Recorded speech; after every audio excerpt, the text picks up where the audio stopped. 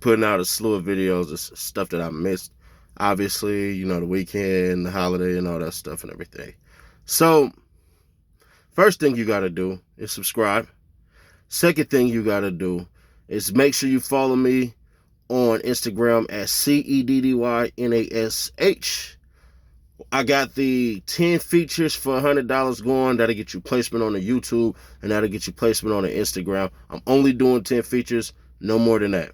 I don't even, hell nah. So you got the Cash App, and then you got the the PayPal. So Cash App or PayPal, that'll do it, or hell, even Zelle. Anthony Warner, white guy, was the one who did the Christmas Day bombing. It's always interesting. One of my homegirls was like, yo, there's barely any media coverage on this. And I was like, bro, okay. Then she was like, why is that? And I didn't respond because I couldn't. I didn't understand how the hell somebody could do something like that. But I knew from the little bit of stuff I was watching and stuff like that, I knew it was a suicide. I already knew it.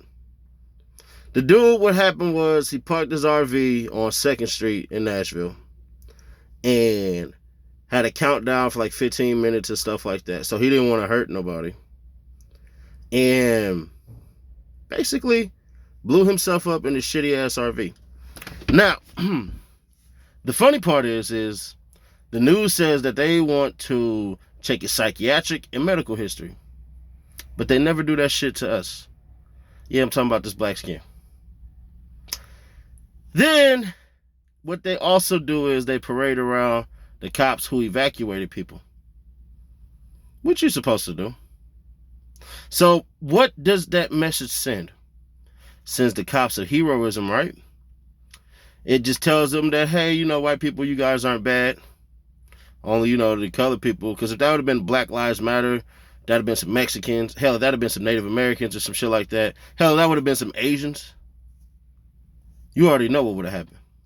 They'd have went down his arrest record. They wouldn't have talked about no goddamn psychiatric and medical history. Ain't no fucking way in hell. See, what it is these people act like they like cops. No, they don't. These cops ain't shit but pinatas for these people. You know why? Because when they talk about defunding the police, they instantly try to make it so that the damn police can get pissed off and people can get mad at that. Because if they could, they would get rid of the fire department and let the cops run around in goddamn fire trucks. See, they want the cops to do everything, wipe their ass, kiss their ass and all this shit, and then beat on them for public perception and public persona.